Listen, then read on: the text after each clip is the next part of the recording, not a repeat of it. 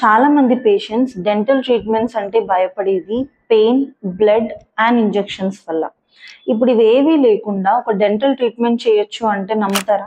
Yes. ఇప్పుడు లేజర్స్ని use చేసి మనం ప్రతి ఒక్క డెంటల్ ట్రీట్మెంట్ చాలా పెయిన్లెస్గా సేఫ్గా చేసుకోవచ్చు. నార్మల్ ట్రీట్మెంట్స్ అండ్ లేజర్ ట్రీట్మెంట్స్కి డిఫరెన్స్ ఏంటి? యూజువల్గా మనం సర్జికల్ ప్రొసీజర్స్లో బ్లేడ్ని యూజ్ చేయడం వల్ల బ్లీడింగ్ రావడం, సూచర్స్ వేయడం, ప్రొసీజర్ అయిన తర్వాత కొంతమందికి స్వెల్లింగ్ రావడం అండ్ ఇంకొన్ని కండిషన్స్లో పెయిన్ ఎక్కువ కాలం ఉండటం, హీలింగ్ స్లోగా జరగడం, ఇవన్నీ మనకు కన్వెన్షనల్ ప్రొసీజర్లో చూస్తూ ఉంటాం.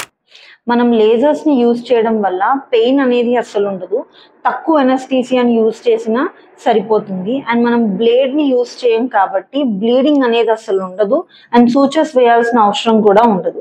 అన్నిటికన్నా ఇంపార్టెంట్ తక్కువ medications, fast recovery and less patient discomfort. మనం యూజ్ చేసేది డ్యూయల్ వేవ్లెంత్ డయోడ్ లేజర్. దీంట్లో మనకు లేటెస్ట్గా 2 వేవ్లెంత్ టెక్నాలజీని యూజ్ చేసి మల్టిపుల్ డెంటల్ ప్రొసీజర్స్ని చాలా సేఫ్గా పెయిన్లెస్గా ట్రీట్ చేసుకోవచ్చు.